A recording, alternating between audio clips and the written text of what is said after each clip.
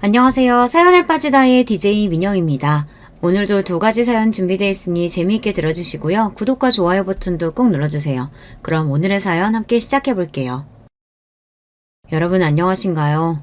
제가 살다 보니까 유튜브에 사연도 다 신청을 해보네요. 이래서 인생이란 어쨌든 오래 살고 볼 일이라고 그러나 봅니다. 사람의 얼굴은 절대로 한 가지가 아니죠. 이런 면과 저런 면을 필연적으로 다 가지고 있을 수밖에 없어요. 그런 의미에서 저는 여러 가지 기구한 모습을 과거 속에 감춰둔 사람이라고 할 수 있겠습니다. 제 나이 28이 되던 해 남편을 처음으로 만났습니다. 100년 가약을 맺었고 이듬해 늦가을 무렵 아들을 얻었죠. 저는 친정이 여간 고리타분한 집안이 아니었기에 철저히 출가 외인 취급을 받고 있었습니다. 그리하여 이제 저라는 사람이 챙기고 섬겨야 할 집안은 오직 시댁뿐이었어요. 시댁은 보통 수준으로 잘 사는 집안이었어요. 아주 전형적인 집안이었다고 볼 수 있겠네요. 남편에게는 형제가 딱 하나뿐입니다. 제 시누이요. 시댁을 가운데 기점으로 두고 저희 부부가 동북 방향에 살았다면 시누이 부부는 서쪽 방향에 살아서 서로 간에 사는 곳이 가깝지는 않았습니다. 하지만 각자의 집에서 시댁은 먼 거리가 아니었기 때문에 종종 마주하고는 하는 얼굴들이었습니다. 시 매부는 항상 볼 때마다 얼굴에 자신감이 묻어나는 사람이었어요. 지난주에는 예상했던 것보다 매출이 2배 가까이 더 나왔네요. 이래서 장사가 예측이 힘들다니까요. 기분 좋게 주제를 떠들 때는 껄껄거리는 웃음소리를 꼭 곁들였어요. 다니던 직장을 그만둔 뒤 시 매부는 슈퍼를 차렸습니다. 시누이와 머리를 맞대고서 꽤 오래 고심한 결과물이라고 하였어요. 규모도 그럭저럭 괜찮았고 손님들은 시간을 가리지 않고 분주히 매장 안을 들락날락거리며 구매를 하였습니다. 우리만 잘 먹고 잘 살자고 하는 생각일 것 같았으면 슈퍼 같은 거 절대 시작도 안 했을 거야. 그치만 자식들이 있으니까 내 새끼들한테 더 나은 걸 쥐어주고 싶은 마음인데 뭔들 도전을 못하겠어. 더 나은 미래를 맞이할 수 있다는 희망, 그거 하나 가지고 자식들 위해서 시작했던 거지. 기대보다 걱정이 훨씬 더 컸었는데 잘 돼서 너무 다행이지 뭐야. 이런 운명이었었나 봐. 시누이의 얼굴에는 고단함과 안정적인 여유가 동시에 흐르고 있었습니다. 두 자식들을 위해 부모로서 과감한 도전을 해낸 시누이 부부였습니다. 슈퍼가 잘 돼서 싫어하는 사람은 아무도 없었죠. 그리고 앞으로도 꾸준히 계속 그렇게 슈퍼가 무난하게 운영될 거라는 점을 의심하는 사람 역시 아무도 없었습니다. 하지만 어느 날부터인가 시 매부가 이런 소리를 하기 시작했어요. 원래 큰 판에서 돈이 크게 벌리는 법인데 지금은 그거 하나가 참 아쉬워. 암만 생각해도 아쉽단 말이지. 아무래도 운영 중인 슈퍼의 규모에 대해 아쉬움이 가득한 것 같았습니다. 분명 처음에는 절대 규모 가지고 왈가왈부하지 않았거든요. 제 생각이지만 처음에 차렸을 적에는 그것도 아주 규모가 넉넉하다는 계산으로 장사를 시작했었을 거예요. 그러나 사람 마음이라는 게 시시각각으로 변할 수밖에 없잖아요. 장사가 좀 되기 시작하니까 어느새 시 매부는 아쉬움의 입맛을 다시며 슈퍼를 바라보게 되었어요. 더 크게 차릴 걸, 이렇게 잘 될 줄 알았다면 진작에 더 크게 시작했을 텐데, 이런 생각이 걷잡을 수 없이 시 매부의 머릿속에 자리를 잡았습니다. 그러면서 시누이와 이 문제에 대해 진지하게 상의에 들어간 것 같았어요. 왠지 걱정스러웠는데 결국 몇 주가 흐른 뒤에 시누이 부부는 결국 그 슈퍼의 규모를 키우기로 결정 내렸고, 그러면서 금전적인 도움이 좀 필요하다는 내용을 밝혔습니다. 규모를 그저 키우는 것이 아니고 아주 확 키울 작정인 것에 듣던 제 눈앞이 아득해지더라고요. 아예 영업을 하고 있던 그 근처의 빈 땅에다 초대형 슈퍼를 짓는 게 두 사람의 목표였던 거예요. 지금 이렇게 잘 되고 있을 때 더 도약을 해내야죠. 물 들어올 때 노를 저어야 할 거 아닙니까? 시매부가 열변을 토하였고 시누이는 자신만만한 얼굴로 계속 추임새를 곁들였습니다. 그 앞에 앉아 계신 시부모님의 얼굴은 아주 복잡한 기색이었고요. 시누이는 자기 시댁 식구들로부터 이미 십시일반 돈을 걷기로 했다고 그랬어요. 그러니까 자기 친정에서도 도와줄 수 있는 만큼 도와줬으면 좋겠다고 솔직하게 말을 하더라고요. 그렇게 말을 하는데 시부모님 입장에서 어떻게 단호히 안 된다는 소리가 나가겠나요? 게다가 우려 속에서 차렸던 슈퍼가 잘 되고 있었기 때문에 시 매부의 주장에 따라서 더 커지면 수익도 그만큼 커질 것이라는 기대감이 고개를 드는 것도 어쩔 수 없었고요. 시부모님은 그냥 보통으로 살아오신 분들이었어요. 재산도 그저 고만고만하게 들고 계셨죠. 그리고 그때 그 재산이 전부 신우이 부부에게 넘어갔습니다. 몇 달 뒤 그 지역에서 가장 큰 슈퍼가 문을 열었습니다.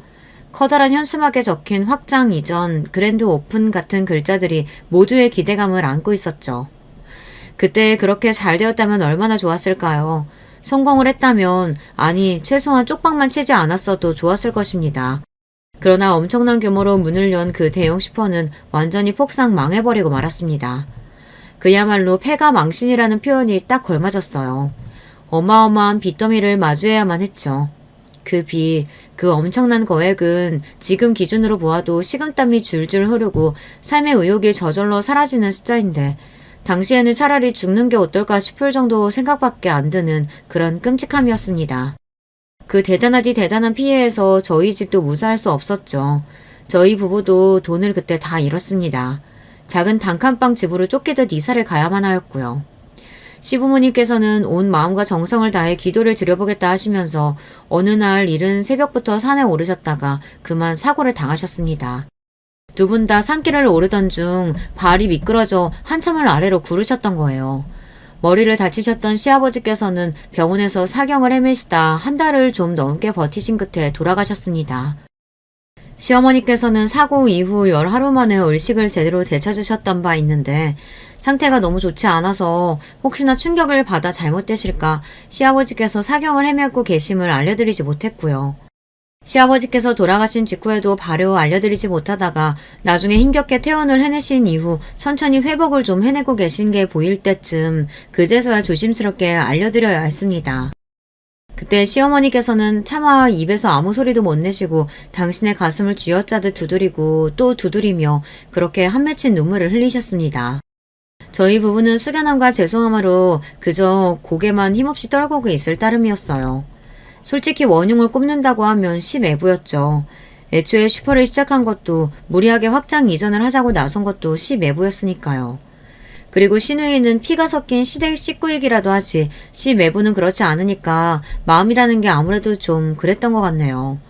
그런데 시매부가 마음고생을 너무 많이 해서 얼굴이 반쪽이 되다 못해 아예 산송장처럼 변한 모습을 보니 차마 원망의 말이 입 밖으로 안 나가더라고요.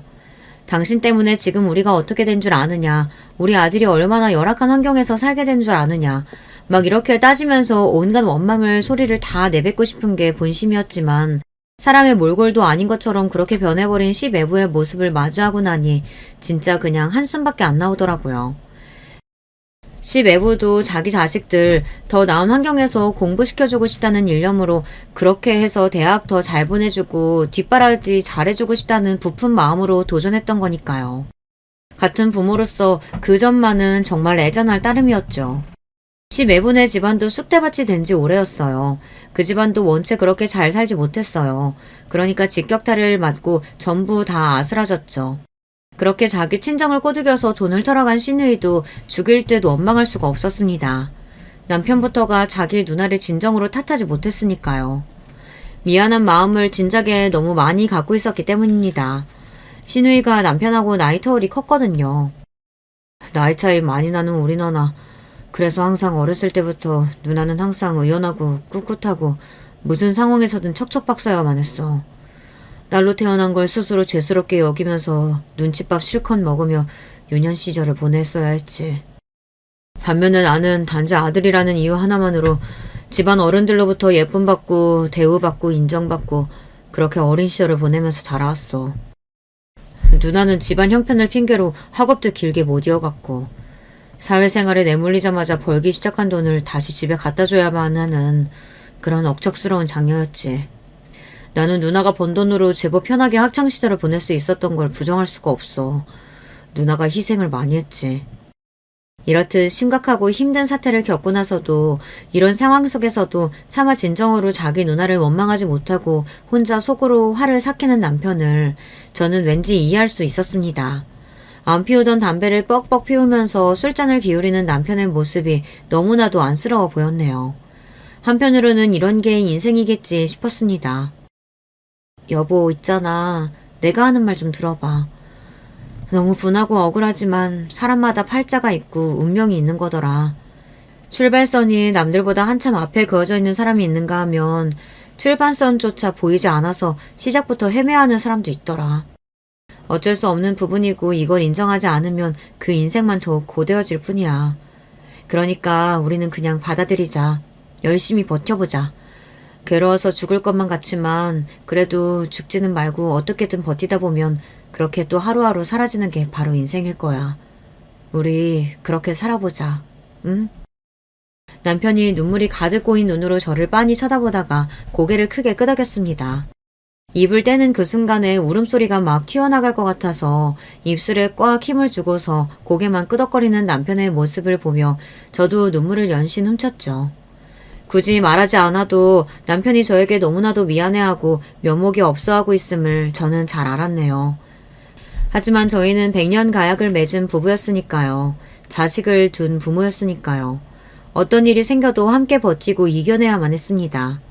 저희 아들이 정말 어렸을 때부터 착한 녀석이었어요. 매사에 수더분하고 예민하지 않았네요. 얼굴이 저를 쏙 빼다 닮은 아들이었는데 행동까지만 보면 확실히 저보다 자기 아버지 쪽을 정말 많이 닮은 녀석이었네요. 건강하기만 해도 바랄 게 없이 고마웠는데 성격이 착하기까지 했습니다. 이렇게 고맙고 기특한 내 자식을 바라볼 때면 자연스레 미안한 마음이 따라붙더라고요. 어찌나 미안했던지 모릅니다. 내 자식이 이렇게 기특하고 잘났는데 부모가 받쳐주지 못해서 부족해서 그게 정말 눈물이 나는 점이었던 것 같아요. 부자는 망해도 3대가 간다고 하죠. 이뤄놓았던 미천이 있으면 그게 다 미들구석으로 돌아와서 회복을 이뤄낼 수 있는 요소가 되나 봅니다. 그렇다면 반대의 경우는 어떻게 봐야 할까요? 여러분은 어떻게 생각을 하시나요? 거지가 망하면 3대가 고생한다고 표현을 해야 맞으려나요? 미천 없는 사람들은 살면서 딱 한 번을 삐끗해도 끝날 수 있는 법이라는 생각도 저는 들더라고요. 금수저라는 표현이 뭔지 다들 아실 겁니다. 태어날 때부터 빵빵한 재력을 보유한 부모 밑에서 호의호식하며 걱정 없이 커온 사람들을 두고 금수저라고 하는데요. 금수저들은 든든한 배경이 있기 때문에 도전이 두렵지 않다고 하더라고요. 제가 유튜브에서도 그런 경험담을 보았습니다. 크게 도전을 했다가 실패를 맛보아도 다시 몇 번이고 도전을 할 수 있기 때문에 그런 건 인생의 경험으로 그저 남을 뿐이지 그것 때문에 인생이 망하지 않는다고 말을 하더라고요. 그걸 보면서 저는 숨이 턱 막히는 기분이 들었습니다. 돈에 쪼들리며 사는 사람들은 도전 자체가 인생을 거는 것이기 때문에 거기서 실패를 겪으면 인생이 망하는 것과 사실 다름이 없어지니까요. 특히나 그 실패라는 걸 겪었을 때 주변에서 받쳐주지 않으면 그대로 영원히 고꾸라지는 법 같습니다. 저희 집 같은 경우가 그랬죠. 주변에서 도움의 손길이라는 걸 기대할 수 없었으니까요. 시댁 망했고 시매분의 집안 망했고 시아버지 돌아가셨고 시어머니 건강 다 잃으셨고 사방팔방이 비투성이었습니다. 보이는 것마다 죄다 칙칙하고 절망스러운 풍경뿐이었네요. 혹시 친정에 도움을 청해볼 수 없었느냐고요? 이쯤에서 이 부분을 궁금해하시는 분들이 계실지도 모르겠네요. 예석하게도 고리타분하고 꽉 막힐 대로 막힌 친정이 형편까지 어려웠답니다. 총체적 난국이었다고 할 수 있겠네요. 그래도 염치불구하고 친정에 가서 도와달라고 빌어보고 싶어도 그럴 수가 없었어요. 땅을 파서 뭐가 나올 만한 곳이어야 삽을 들고 갈 거 아니에요. 근데 아무것도 안 나오는 땅이니까 바라보는 것만으로도 그저 가슴이 답답하고 고개를 돌릴 수밖에 없었죠. 시누이 부부가 시어머니를 모시면서 그렇게 살았습니다. 온 집안을 들쑤셔놓고 망하도록 만든 장본인들이기도 하지만 혹시라도 잘못된 선택을 할까봐 세상을 등지겠다고 그럴까봐 그 점이 걱정이 되던 차원에서라도 시누이 부부에게 시어머니를 모시고 살게끔 하였네요. 어쨌든 시어머니라는 어른이 계신 상황이라면 다른 생각 안 하고 그저 이 악물고 살 것 같아서 그랬습니다. 시누이네 애들은 둘 다 대학을 안 갔습니다. 처음에 슈퍼를 차렸을 때까지만 해도 자식들의 대학까지 이미 머릿속에 그려보면서 장밋빛 미래를 꿈꾸었던 게 시누이 부부였는데 참 세상사 한번 잔인하게 돌아갑니다. 그마저도 큰애가 고작 22살의 나이에 혼전 임신을 하면서 상황이 어렵고 어처구니 없게 되었네요. 아무도 반기지 않았던 결혼이었고 그때 마주했던 시매부의 얼굴이 까맣게 너무 아픈 환자의 낯빛을 하고 있어서 제가 얼마나 심장이 철렁 내려앉았는지 모릅니다. 피골이 상접한 시누이 쪽도 마찬가지였고요. 그래도 어떻게든 발버둥을 치면서 일을 하러 다니고 돈을 버는 두 사람의 인생을 앞으로도 응원하고 싶은 마음이었네요. 시어머니께서는 뵐 때마다 내가 죽어야지, 빨리 죽어야지 이런 말씀만 하셔서 저희 부부의 가슴을 아프게 만드셨습니다. 저희도 없이 사는 쪼들리는 형편이었지만 다달이 시누이한테 10만 원씩 붙이고 살았네요.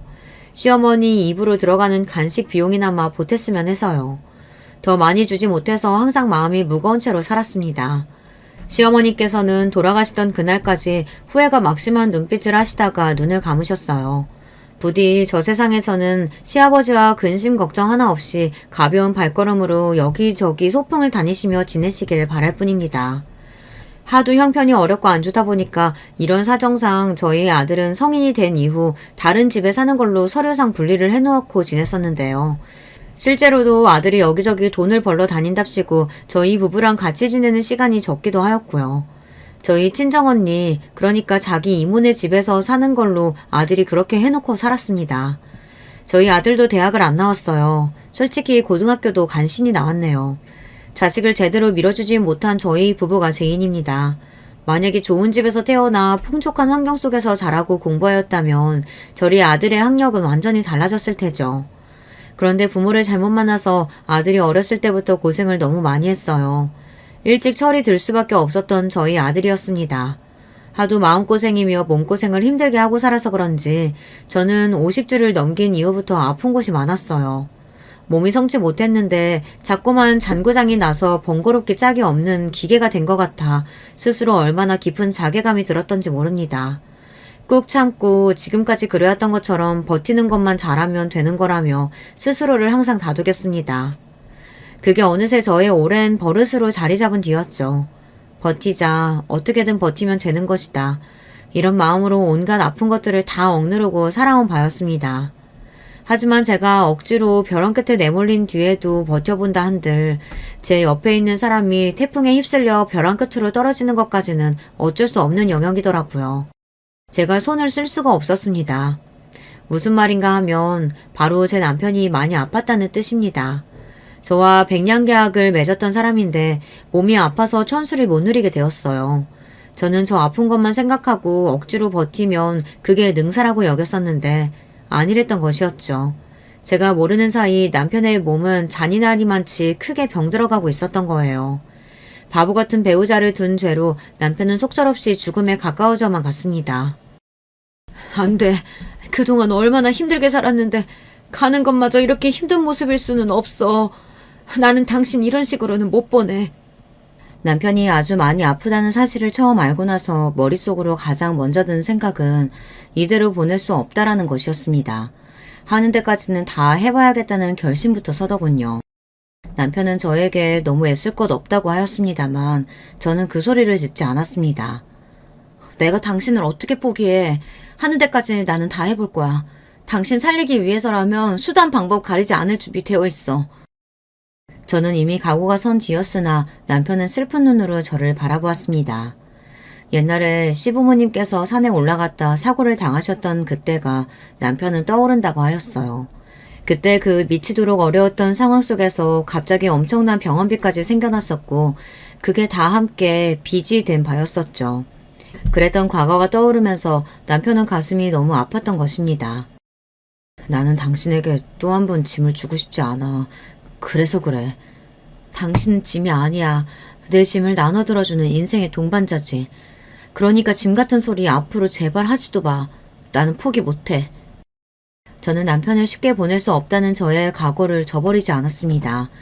그래서 해볼 수 있는 건 정말 다 해본 뒤에 존재하는 모든 치료를 다 받아보고 약을 써보고 그렇게 한 뒤에야 남편을 떠나보냈습니다. 마지막 순간이 왔을 때 그때가 되어서는 남편에게 어찌나 미안했던지 모릅니다. 내 미련 때문에 당신이 인생에서 마지막 나날을 너무 힘들게만 보낸 게 아닐까 싶어서 그게 너무 미안해. 편하게 지내다 가고 싶었을 텐데 내 욕심 때문에 당신 많이 힘들었지? 아니야, 그렇게 생각하지 마. 나는 고마웠어. 나를 위해서 그렇게나 애를 써주는 게 끝까지 날 포기 안 하고 놓지 않아준 게 사실 많이 기뻤다. 여보, 나는 먼저 가서 기다리고 있을 테니 천천히 와. 내가 앞으로 항상 지켜봐 줄게. 그리고 다른 놈 만나도 돼. 나는 괜찮으니까 당신이 앞으로 최고로 행복한 길을 찾아서 그렇게만 지낸다면 좋겠어. 내가 정말 많이 미안하다.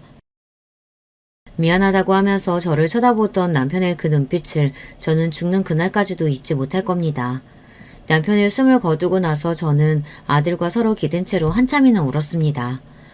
인생이 뭔지, 각자가 짊어진 굴레가 뭔지 그런 것들에 대해서 서글픈 고민들을 많이 해본 순간이기도 하였네요.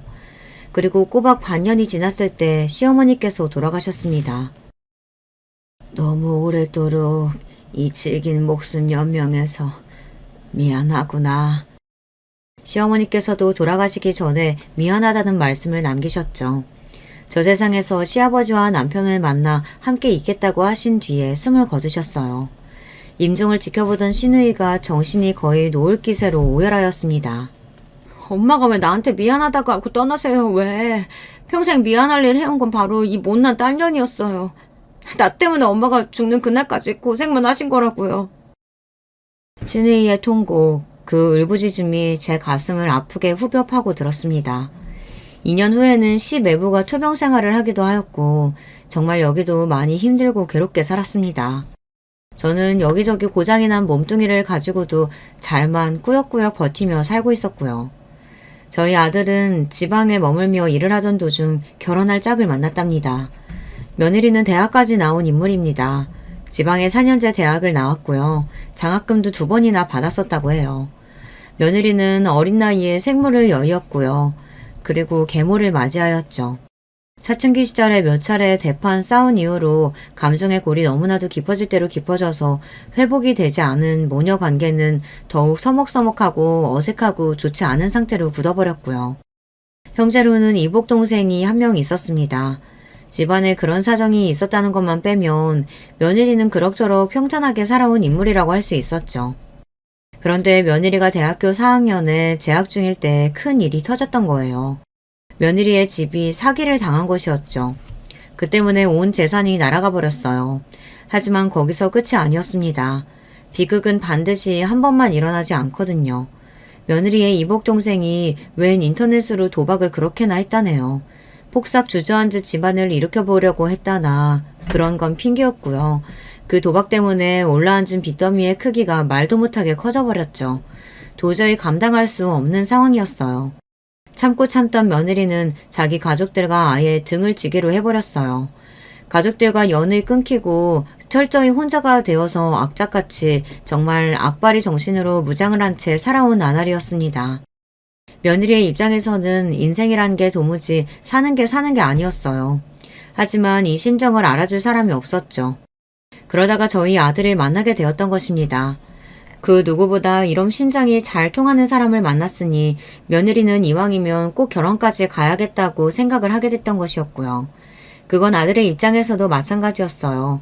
두 사람 다 똑같이 생각하기를 서로가 아니면 결혼을 못했을 거라고 보았던 것입니다. 이번 생에는 결혼 같은 거 하기 힘들 거라고 생각하면서 결혼 따위는 사치라고 둘 다 그렇게 여기며 묵묵하게 살아왔는데 서로를 완벽하게 이해해주는 상대를 만나게 되니 기꺼이 결혼을 하게 된 것이죠. 저는 아들이 자기와 잘 맞는 짝을 만나 결혼했다는 것만으로도 너무 감사했고 좋았습니다. 두 사람은 결혼해서 그 지방에 눌러 살았어요. 솔직한 심정으로는 자주 보고 싶었어요. 그렇게까지 먼 거리도 아니었으니까요. 정말 솔직한 제 심정으로는 저를 보러 자주 와줬으면 하고 바랬습니다. 제가 보러 내려가서 그 집에서 몇 주씩 머물고 싶기도 하였네요. 그런 게 저의 본심이었으나 한 번도 티를 내지 않았고 속으로 꾹 삼켜냈습니다. 저는 항상 겉으로 태어난 척 굴었습니다. 나는 잘 지낸다. 혼자가 편해. 별일 없냐고? 그럼 당연하지. 무슨 일이 있겠어. 아무런 문제도 없어. 병원도 혼자 다 잘 다니는 걸 뭔 걱정이 있을까. 혹시나 아파도 자식 며느리에게는 말도 못했습니다. 걱정은 살까봐 그리고 민폐를 끼칠까봐 혼자서 모든 걸 끌어안고 지냈습니다. 잔소리 한마디를 안 하였고요. 참견하는 법도 없었네요. 부족하고 못난 모습만 아들에게 보이며 살아온 저였기에 아들의 결혼 생활에 제가 감히 끼어들고 손가락을 얹고 싶은 마음도 들지 않았습니다.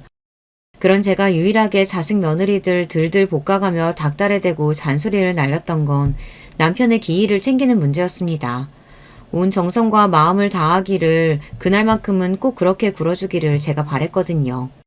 제가 워낙 남편이 떠난 날을 유난스레 여기고 챙기니까 며느리도 잠자코 시간을 내었지만 속으로는 생각이 많았던 모양입니다. 저한테 조용히 이런 소리를 하더라고요. 어머님은 억울하지도 않으신가 봐요. 원망스럽지도 않으세요? 솔직히 결혼 한 번 잘못해서 이렇게 되신 거잖아요. 한평생 고생만 하셨는데 그럼에도 돌아가신 아버님을 그렇게나 챙겨드리고 싶으세요? 제가 알기로는 아버님 편찮으셔서 돌아가실 때도 그전까지 어머님이 온갖 안간힘 다 쓰셨다고 하던데. 정말 대단하세요. 저는 이해가 안 돼요. 아무리 가족이라고 해도 저는 진짜 죽일 듯이 원망스럽거든요. 저는 제 가족을 가족이라고 부르기도 싫어요. 그러니까 연 끊고 후련하게 사는 것이고요. 시누이 부부의 무리한 사업 확장 때문에 시작되었던 온갖 시련이었으니 며느리가 보기에는 제가 결혼을 잘못해도 너무 한참 잘못해서 인생을 망친 불쌍하고 불우한 여자로 여겨질 듯 싶었습니다. 저는 제 남편의 가족들이니까 시댁도 당연히 제 가족이니 그러니 가족을 위해 함께 고난의 시기를 보내고 버티며 이겨내는 건 당연한 일이라고 생각했거든요. 하지만 며느리는 그런 저를 죽어도 이해할 수 없다는 눈으로 바라보고 있었죠. 제 아들과 결혼한 지 2년이 다 되어갈 무렵 며느리의 양친이 결국에는 이혼을 하셨다는 소식이 들려왔습니다. 어차피 안 보고 살았으나 그럼에도 며느리는 한숨이 저절로 흘러나오는 모양이었습니다. 양친의 이혼 때문에 며느리가 며칠 동안을 심란한 얼굴을 하고 살고 있다고 아들이 말해주더라고요. 두 사람은 결혼 3여 년 만에 2세를 가졌습니다. 기쁜 임신 소식이 들려왔고 저는 너무 감격스러워서 눈물이 찔끔 날 정도였죠. 며느리가 뱃속의 아이한테 몹시나 집착을 한다고 아들이 그랬습니다. 엄청나게 신경을 쓰며 지낸다는 이야기였죠. 며느리는 임신 사실을 11주가 되었을 때 알았다고 하던데요. 그걸 가지고도 늦게 알아차려서 정말 미안하다며 뱃속의 아이한테 며느리가 얼마나 사과를 하면서 유난을 떨던지 모른다고 그랬습니다. 당연한 이야기지만 두 사람은 굉장히 아끼면서 결혼 생활을 해온 바였어요. 절약은 기본이었죠. 그럼에도 며느리는 뱃속에 아이가 먹고 싶다고 생각이 들면 얼마나 비싼 음식이든 가리지 않고 마구마구 사 먹었다고 하였습니다. 아이가 먹고 싶어 하면 그걸 꼭 들어줘야 한다는 게 며느리 생각이었고요. 그러면서도 다른 것에 들어가는 비용은 허리띠를 더욱 졸라매면서 아끼자고 하였어요. 태어날 아이를 생각하면 한 푼이라도 더 돈을 아껴서 모아야 한다는 이야기였습니다. 며느리는 이상적인 가정을 이루는 것에 상당한 집착이 있는 듯 하였어요. 나는 자식한테 해줄 수 있는 건 다 해주는 그런 부모가 되고 싶어. 화목하고 사회좋은 부모의 모습, 해달라는 건 거의 다 해줄 수 있는 부모의 모습. 그런 모습들만 자식들에게 보여줄 거야. 우리는 꼭 우리 부모 같은 사람 되지 말자. 그걸 목표로 삼기만 해도 아주 괜찮은 부모가 될 수 있을 거라고 나는 그렇게 생각 중이야. 며느리는 자기 생각을 거듭 분명하게 아들을 향해 밝혔고요. 어차피 남보다 못하게 안 보고 사는 분들이라고는 하지만 내 부모님이라는 그분들 어떤 꼬라지였니 생각을 해봐. 그리고 당신 어머님도 지금 기껏 기초수급비만 받으며 사시잖아. 한 번 사는 인생인데 다들 너무 하시는 거 아니야? 우리는 절대 그런 부모가 되어서는 안 돼. 그렇게 말을 하며 며느리가 뜨거운 눈물을 한 줄기 흘린 바람에 아들이 차마 무엇라고 대꾸나 반박도 못했다고 하더군요. 눈물이 흐르는 와중에도 며느리의 눈빛은 분에 가득 차 있었대요. 아들은 그저 한숨과 함께 고개만 끄덕여줄 뿐이었죠. 건강하게 아이를 낳고 나면 며느리가 너무 그렇게까지 과하게 행동하고 말하는 것들이 나아지지 않을까 아들은 짐작하며 기대했다고 합니다. 임신 증상 중 하나로 며느리가 과한 생각들을 하게 됐던 건 아닐까 아들은 그렇게 넘겨짚었던 건데요. 안타깝지만 그 기대는 들어맞지 않았습니다. 며느리는 출산 이후에도 똑같았거든요. 건강하고 어여쁜 딸을 며느리가 무사히 낳았는데 저에게는 손녀가 생긴 것이었습니다. 너무 기쁘고 그 감동은 말로 표현이 안 됐죠.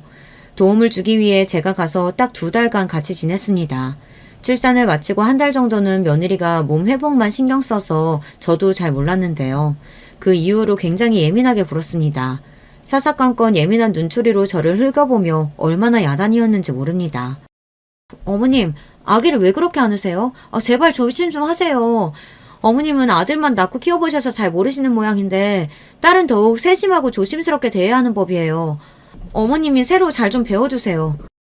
오만 것에 트집을 잡으며 짜증을 냈고 예민한 기질을 따져보자면 한도 끝도 없을 정도였습니다. 그럼에도 제가 해주고 싶은 건 해주고 싶은 마음에 버티면서 2달을 채웠네요. 버티는 건 제 인생의 특기였으니까요. 2달간 같이 지내다가 저의 작은 보금자리로 돌아왔던 날 자리에 눕자마자 끙끙 앓기 시작해서 이틀을 내리 힘들어하다 간신히 정신을 차렸었죠.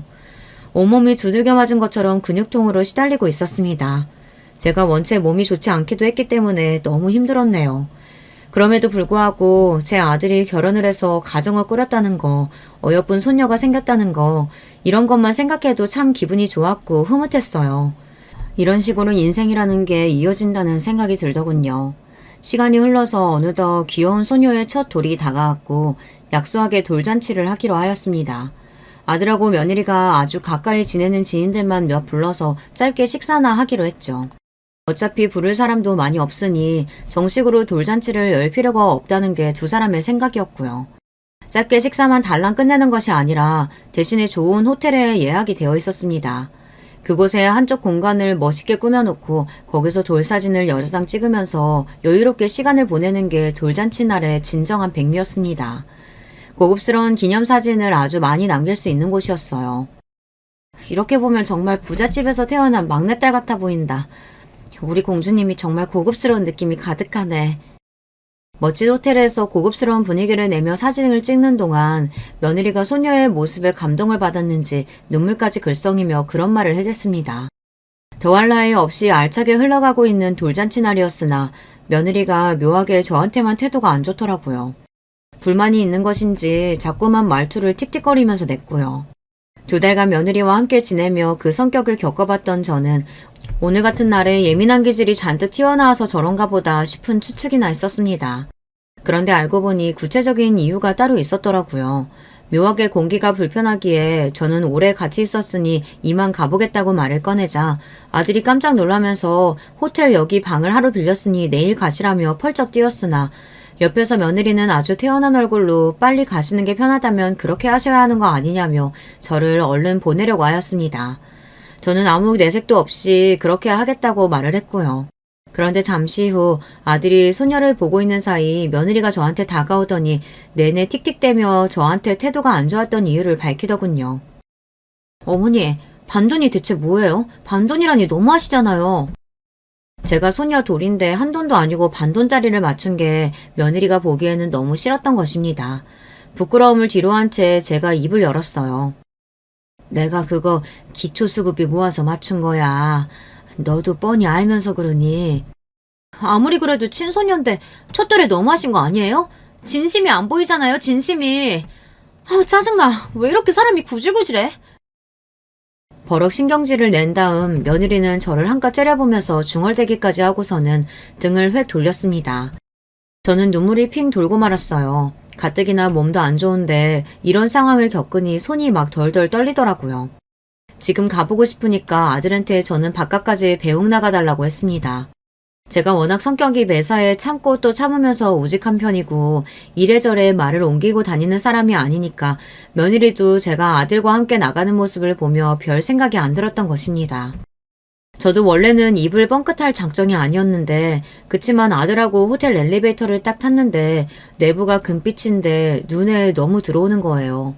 저도 모르게 울컥 감정이 터져버리고 말았습니다. 미안하다. 너한테 정말 미안하다.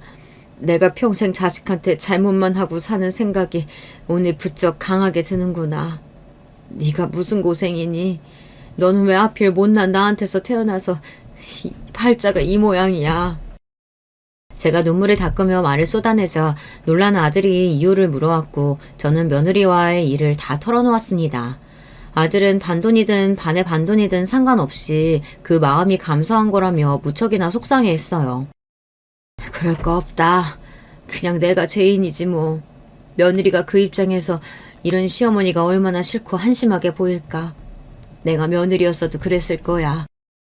저는 괜히 마음에도 없는 소리까지 구구절절 늘어놓고 말았습니다.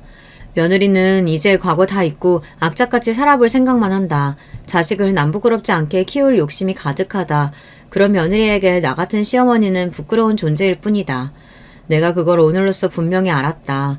이렇듯 깊은 속에서만 하고 말았던 생각들도 그 자리에서 열띤 감정을 타고 입 밖으로 쏟아져 나오고 말았습니다.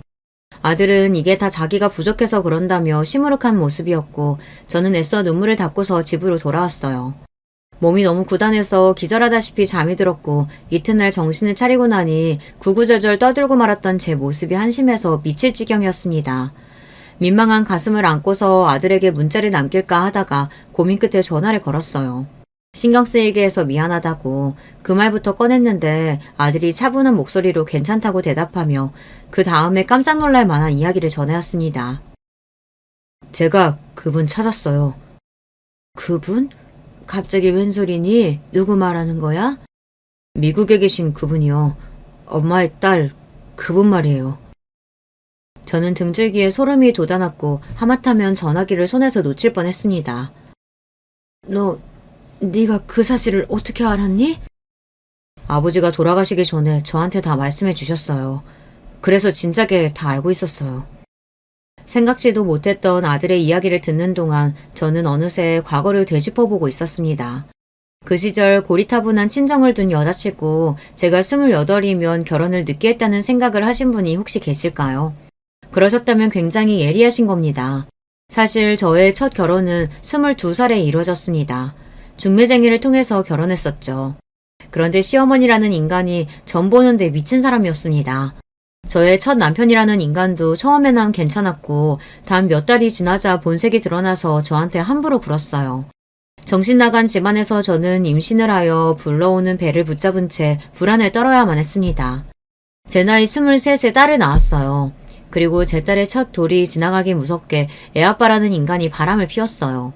시어머니였던 작자는 저를 내버려야 한다고 주장했고요. 제가 평생을 가도 아들을 못 낳을 몸인 걸 확신한다고 그러셨습니다. 그런데 딸이 얼굴에서 시댁의 피가 딱 보였거든요. 그래서였을까요? 점을 봤는데 아기는 절대 내어주면 안 된다는 소리를 들었다고 하며 저만 나가라고 하였습니다. 제가 낳은 생명을 어찌 두고 가나요? 미친 집안에서 버틸 수 있었던 건 제가 낳은 어여쁜 딸을 보며 의지했기 때문입니다. 그런데 딸을 두고 저만 나가라니 있을 수 없는 일이라서 빌고 또 빌었습니다. 그랬더니 어느 날은 시어머니였던 그 인간의 친구, 그리고 시누이였던 미친 여자까지 그렇게 셋이서 저를 붙잡고 끌고 나가서 옷을 막 벗겨내고 물이 반쯤 얼어있는 냇가에 저를 던져버렸습니다. 그때가 추운 겨울이었죠. 저는 수치스럽고 아프고 춥고 정말 죽을 것만 같았습니다. 저는 더 이상 그곳에서 살 수 없었어요. 그 동네에서는 황당하게도 제가 웬 남자하고 바람이 나서 붙어먹다가 그 현장을 들키는 바람에 옷도 못 입은 채로 도망쳤다는 소문이 돌았습니다. 그 미친 집안 사람들이 낸 소문이었죠. 만신창이가 되어서 친정으로 향했습니다. 친정에서는 저에게 화를 냈어요. 상황이 그렇게 되었으면 그냥 애를 냅두고 얼른 빠져나왔으면 될 일이지 왜 이렇게까지 일을 어렵게 만드냐고 하더군요. 애가 없어야 다시 남자를 만날 것 아니냐며 저한테 불같이 화를 냈습니다. 애를 데려올 생각은 추워도 하지 말라며 엄포를 놨고요. 이러지도 저러지도 못한 채 저는 버티고 또 버텼습니다. 그러다가 26의 해가 밝았던 시기에 결국 결혼 생활을 완벽하게 정리하고 끝냈으며 아이를 영영 두고 떠났습니다. 자식을 등진 엄마가 저였어요. 그 후로 몇 달이 지나서 애 아빠 그놈이 재혼을 했고 딴 지역에서 살게 됐다는 소식을 듣게 되었어요.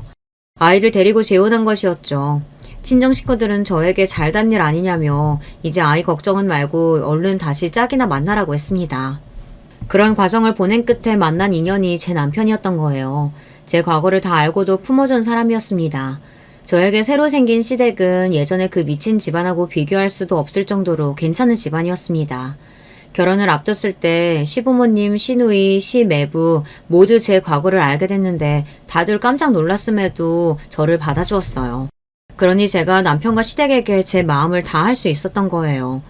끔찍했던 첫 번째 결혼 생활을 다 뒤로 한 채 살았으나 제 아이, 제 딸만은 지워지지가 않았습니다. 항상 궁금했죠. 어려운 형편 속에서 저희 아들이 고등학교를 다니고 있었을 때 유독 딸이 생각났습니다. 남편이 그때 말했어요. 수소문해서 찾아서 한번 만나보라고요. 바로 용기를 냈어야 했는데 딸을 버렸던 엄마라는 것에 죄책감이 들어서 그러지 못했습니다.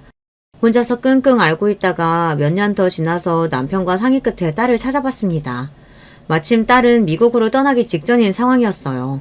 우여곡절 끝에 만나기로 약속을 잡았고 남편과 함께 나가봤죠. 자리에 나온 딸이 저와 체형이 아주 비슷하고 인매 또한 비슷한 것이 저는 눈물이 났습니다. 딸은 자신에게 낳아준 엄마가 따로 있었다는 사실을 진작 알고 있었다고 했어요. 왜냐하면 이북 형제들과 차별을 심하게 당했으니까요. 미친놈의 그 집안 사람들이 입도 함부로 놀렸기 때문에 딸이 과거 이야기를 잘하면서 다 듣기도 했다고 합니다. 그래서 딸은 자기를 버리고 간 저를 원망하면서도 차마 미워할 수 없었다고 했어요. 떠나기 전 이렇게 뵙게 돼서 다행이라는 생각이 드네요. 저는 살면서 너무 지겹고 지치는 일들만 가득했기 때문에 이 나라를 아예 뜨고 싶다는 소망이 항상 있었어요. 재미급포하고 결혼 약속을 한 김에 미국으로 건너가서 영영 살기로 했어요. 엄마가 그동안 잘 살고 계셨다니까 안심이네요. 엄마의 가정에 행복만 가득하길 바랄게요. 딸은 무덤덤하게 말했으나 눈가가 어느새 젖어 있었죠. 저희 부부는 이래저래 힘들게 사는 중이라는 소리를 그 앞에서 전혀 하지 않았고 평범하게 아주 잘 사는 척 했습니다. 100만 원이 든 봉투를 딸에게 건네주기도 했죠. 꼭 받아달라고 간절하게 말을 했더니 딸이 마지못해서 그걸 받았습니다. 눈물을 꾹 참으며 돌아섰던 딸과의 만남은 깊은 여운을 남겼고 몇 날 며칠을 곧 씹으며 지냈어요. 그리고 며칠 뒤 집으로 웬 편지가 왔는데 미국에서 보낸 것이었습니다. 덕분에 한국이 외로운 곳이라고만 기억되지 않게 됐어요. 감사해요. 만약에 제가 다시 한국에 가서 살게 된다면 그건 두 분 덕에 용기가 생겼기 때문일 거예요. 이런 내용이 적힌 편지였습니다. 혹시나 싶어서 100만 원이 들었던 봉투 안에 주소와 연락처 같은 걸 적었었거든요. 그걸 보고 딸이 편지를 붙인 것이었죠. 그 편지를 안고서 한참을 울었습니다. 고맙고 기특하고 또 미안해서 그랬습니다. 딸이 미국으로 떠나기 전에 만났고 편지를 받게 된 것까지 남편의 덕이 분명히 있었죠. 그래서 남편에게도 많이 고마웠어요. 딸이 보내온 편지를 고이고이 몰래 간직하고 있었는데 설마 그 편지봉투에 기재되어 있던 보낸 사람의 주소를 남편이 아들에게 알려주고 세상을 떠났을 줄은 상상도 못했습니다. 그 주소로 편지를 붙일까 하다가 미국에서 살다 온 경험이 있는 지인한테 일단 물어봤어요. 그랬더니 지인이 그 주소를 보더니 그 근처에 있는 한인교회를 찾더라고요. 그 주소지 근처에 있는 한인교회 두 곳을 연락해봤죠. 한인들끼리 사회를 이루며 지내기 때문에 높은 확률로 한인교회를 다니고 있을 거라고 아들의 지인이 추측했다고 해요. 그래서 인터넷에 나와 있는 번호로 전화를 걸었고 한 곳에서 제 딸이 그곳에 다니고 있다고 그랬던 겁니다. 연락을 전해달라고 요청한 뒤 몇 시간이 지나서 딸이 아들의 번호로 전화를 걸었어요. 그렇게 제가 낳은 두 자식 간의 통화가 이루어졌던 것입니다. 아들은 제가 너무 외롭고 힘들어한다는 이야기를 꺼냈고 딸은 그 말을 듣자마자 울었다고 합니다. 잘 살고 계셔서 연락이 없으신 줄 알았는데 내가 그 인생에 흠집이나 짐이 될까봐 끼어들 수가 없었는데 그랬는데 그동안 그렇게 힘들게 사셨을 줄이야. 딸이 당장 비행기표를 끊겠다는 말을 했다는 그 이야기를 아들에게서 전해 들으며 저는 실감이 안 나고 한참을 울다가 웃다가 그랬습니다. 제 멋대로 행동을 해버려서 아들이 죄송하다고 했을 때 제 고개가 멋대로 좌우 방향으로 움직였죠. 아니야, 잘했어. 정말 잘했다. 겁이 많고 용기가 없어서 움츠러드는 나를 너도 그렇고 돌아가신 네 아버지도 그렇고 언제나 밖으로 끄집어내주고 움직일 수 있게 도와주는구나. 부전자전이야. 저는 평생 묵은 체증이 내려가는 것 같아 후련해졌고 아들은 저에게 자기가 며느리와 잘 이야기해서 아예 단판을 짓겠다고 했어요. 그동안은 며느리가 한편으로는 이해가 되기도 해서 그냥 내버려뒀는데 그게 선을 넘어버렸으니 딱 짚고 넘어가야 할 때라고 말했습니다. 아들이 어찌나 든든하게 느껴지던지요. 당신이 만약에 한 번만 더 우리 엄마한테 함부로 걸면 나 그때는 가만히 안 있어. 이혼도 불사할 거야. 뭐? 이혼? 애도 있는데 어떻게 애한테 이혼 가정을 안겨주겠다고 그럴 수가 있어? 자꾸 애한테 몰입해서 애 관점으로 그렇게 멋대로 생각하지 마. 당신 생각이 애 생각하고 같을 거라는 보장이 있어? 이혼하고 다달이 당신한테 양육비 주면서 살아도 난 차라리 괜찮으니까 우리 엄마 함부로 취급당하시는 꼴은 앞으로 절대 못 봐. 아들이 단호하게 나가자 며느리가 충격을 크게 받았다고 해요. 그러면서 정신이 좀 든 것인지 저한테 전에 없이 먼저 안부 연락을 다 하더라고요. 앞으로는 며느리 노릇을 잘하겠다느니 그런 소리를 하면서 말입니다. 딸이 없었다면 제가 며느리의 일에 너무 일희일비했을지 모르죠. 하지만 저를 만나러 그 먼 길을 날아와준 딸이 있었기에 제 마음은 이제 아주 든든하고 여유로웠습니다. 내가 모르는 시누이가 있었다고? 미국에 산다고? 멀쩡한 2층 집에 앞마당하고 뒷마당도 다 있다고? 세상에, 이게 어떻게 된 일이야? 제 딸의 존재에 며느리가 기절할 때 놀랐음은 당연한 일이었습니다. 그러더니 더욱 저에게 언행을 공손히 하기 시작하더군요. 저는 딸과 오랜 세월을 건너뛰어 아주 돈독한 모녀관계가 되었어요. 그리고 딸하고 아들이 서로 어색함도 없이 무난하게 대화도 잘하고 그렇게 잘 지내더라고요. 신기한 일이었네요. 둘 다 제가 낳은 자식들이니까요. 이래서 피가 물보다 진하다고 하나 보더라고요. 시누이하고도 딸이 인사를 나눴고 서로를 신기해하는 장면에 저는 눈물 섞인 웃음이 나왔습니다. 의외의 장면들이 계속해서 끼어드는 게 그게 인생인 것 같아요. 안녕하세요. 저는 경기도에 살고 있는 40대 여성입니다. 열심히 제 주관을 지켜오며 살아왔지만 인생이 참 제 뜻대로 흘러가지 않는 것 같아서 답답한 마음이 드네요. 제 이야기를 한번 시작해 보도록 하겠습니다. 저는 결혼한 지 3년이 되었고 이래저래 남편과 좋은 감정을 가지고 인연이 되었어요. 사실 한 번 정도는 결혼을 고민해 볼 기회가 있었는데 제 발로 차버렸던 것 같아요. 왜냐면 결혼할 때 지금의 시어머니 반대가 꽤 심했거든요. 나는 엄마 없이 자란 것들은 영 신뢰가 안 가. 이상하게 버릇도 없고 복이 없어. 내가 그동안 봐온 바로는 딱 그 짝이더라니까. 아니 게다가 아빠도 아프시다며? 이거 원...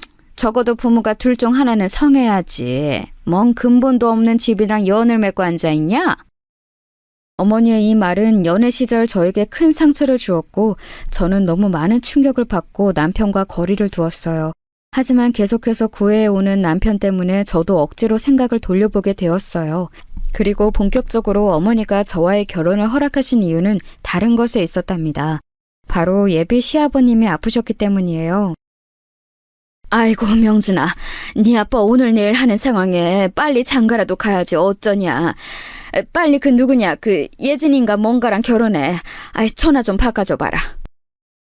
이러면서 막 닥달을 하면서 절 바꿔달라고 하더니 얼른 결혼들 하라고 하시는 거예요. 우리 명준 아버지 지금 그나마 말짱할 때 얼른들 결혼식 올려라. 응? 어른들 누구건이 있을 때 진행을 해야 되는 거야. 그래야 보기가 좋지. 에거, 니네 집도 혼주석에 앉을 어른이 아무도 없다며. 우리 쪽까지 나 혼자 앉아서야 되겠냐? 어머니는 이렇게 말하시면서 구태여 결혼을 당기자고 하셨고 저는 친정아빠가 돌아가신 지 6개월도 안 된 상태였는데 마음의 준비가 안 되었어요. 이때는 제가 화가 나서 밀었고 결국 어머니와 저는 상당한 미움을 가진 상태로 1년 뒤 가족이 되었답니다. 하지만 저도 너무 서러운 게 어릴 적 돌아가신 우리 엄마와 제 관계를 두고 함부로 말하시는 게 참 싫더라고요.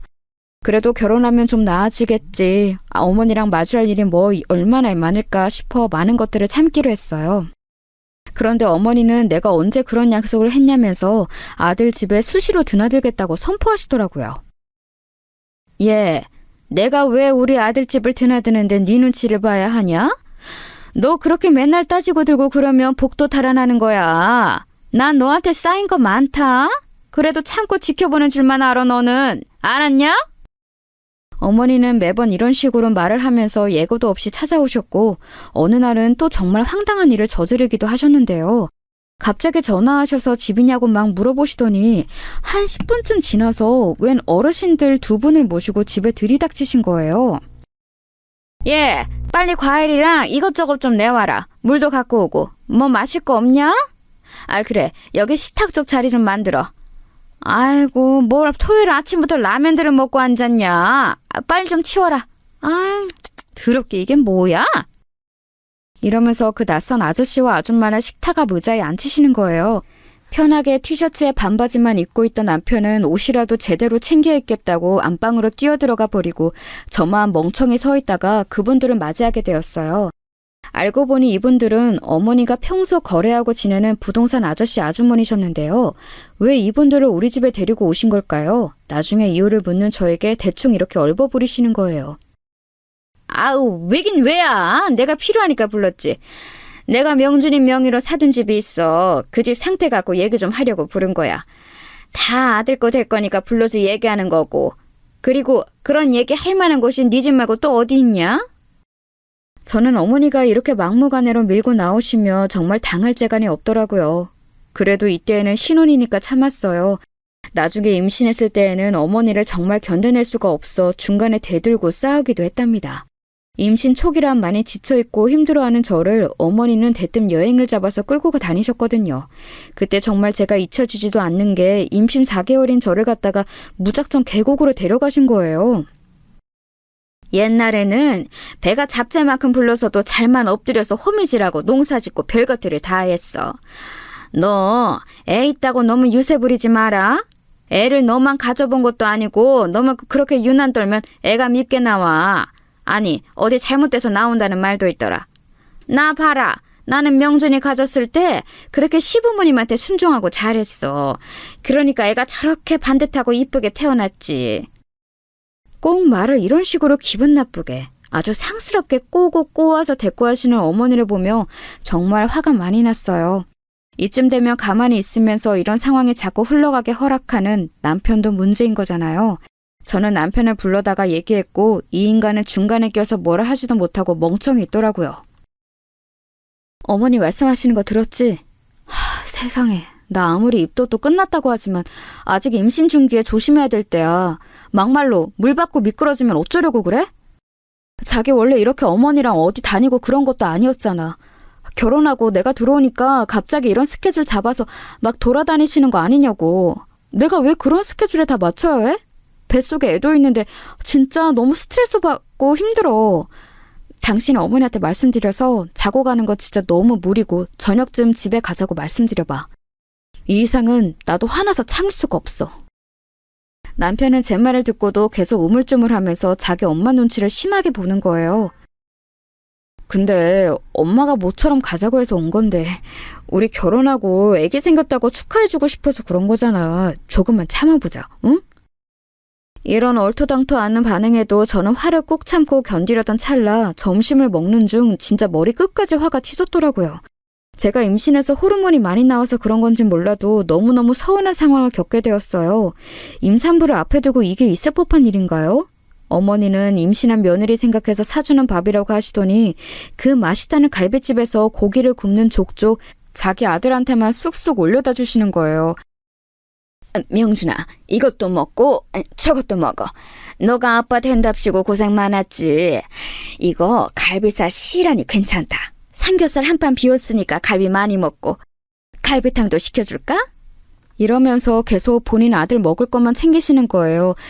저도 엄청 속이 허한 상태였기 때문에 갈비 한 점 집으려고 했더니 어머니는 대뜸 제 손등을 탁 치면서 이런 말씀을 하시더군요. 에그머니나 아직 고기 안 익었다. 이거 시뻘건 거 봐라. 먹고 탈려면 어쩌려고 그래? 이건 손대지 말아라.